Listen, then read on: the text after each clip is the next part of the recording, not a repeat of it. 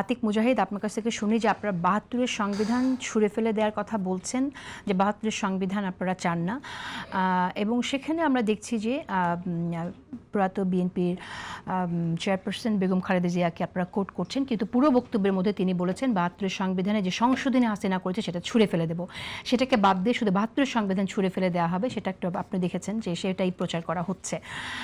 আসলে এইভাবে disinformation, misinformation সামনে এনে রাজনৈতিক ফায়দা নিয়ে কী লাভ? আর ৭২-এর সংবিধানে যদি ছুঁড়ে ফেলে দেবেন, তাহলে জুলাই সনদ নিয়ে আলোচনা হলো কেন? জুলাই সনদ যদি আপনি পাঠ করেন, সেখানে আপনি দেখবেন বা অনেক জায়গায় লেখা আছে সংবিধান এই জায়গাতে সংশোধন করা হবে। তাহলে এখন সংবিধান এবং সংশোধন এবং সংস্কার নিয়ে এই বিতর্ক কেন? ধন্যবাদ। আমার কাছে মনে হয় জিনিসটাকে খুবই বাইপাস স্টাইলে যাচ্ছে। মূল ফোকাসে আসা উচিত। কনস্টিটিউশনাল জিনিসটা আসলে কি? আমাদের রাষ্ট্রে একটা স্টেট থাকে, একটা গভর্নমেন্ট থাকে। স্টেটের বিভিন্ন প্রতিষ্ঠান থাকে, ইনস্টিটিউশনস থাকে। এই ইনস্টিটিউশনগুলো পরিচালনার জন্য এক্সিকিউটিভ বডিকে বলে government. Government will change, state will not change. Unchange একটা জিনিস।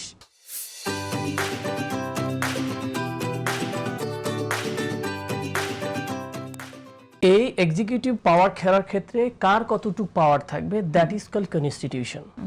ওকে, এই কনস্টিটিউশনকে যখন বলি যেটা একটা ফেসিবাদীর কিছু এলিমেন্টস আছে যেটার কারণে আমাদের রাষ্ট্র অনেক বেশি অপ্রেসিভ হয়, তাই আমাদের চেঞ্জ করা দরকার।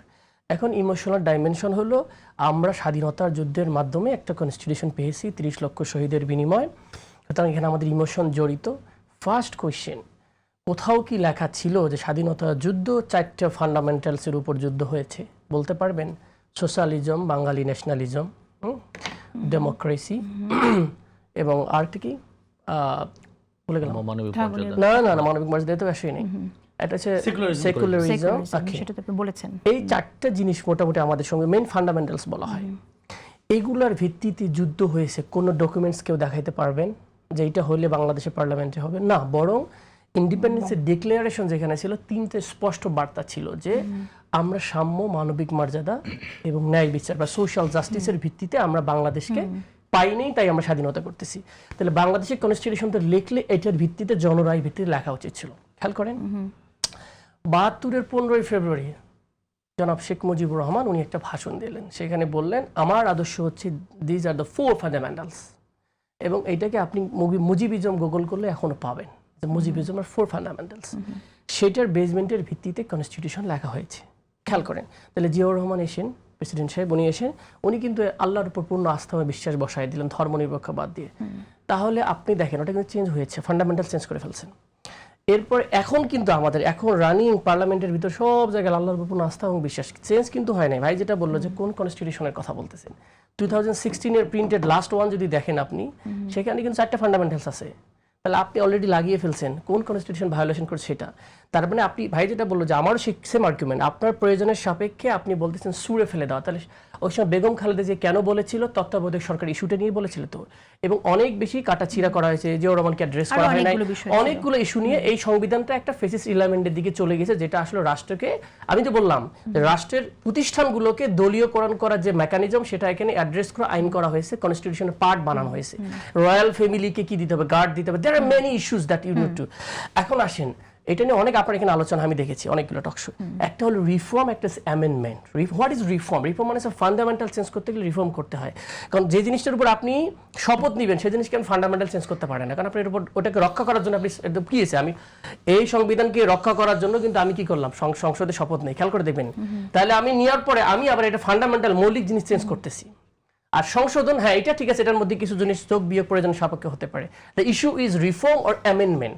সংশোধন, অ্যামেন্ডমেন্ট সেটা জুলাই সনদ বলে দিচ্ছে, জুলাই সনদের মধ্যে আছে অ্যামেন্ডমেন্ট, কিন্তু যে সংস্কার সভার কথা বলা হচ্ছে, আমরা আসবো, আপনি যেটা বলছেন সেটা ঠিক আছে, এবং সেই জায়গা থেকে ৭২-এর সংবিধানের যে পরিবর্তন, মূলনীতির পরিবর্তনের আপনি উদাহরণ টানলেন, সেটা কিন্তু আমরা এবারও দেখলাম জুলাই সনদে মূলনীতির পরিবর্তন আসলো, বহুত্ববাদ প্রপোজ হলো, প্রপোজাল করার পর আমরা আলোচনার ভিত্তিতে একটা জায়গায় পৌঁছতে দেখলাম উইথ সাম নোট অফ ডিসেন্স।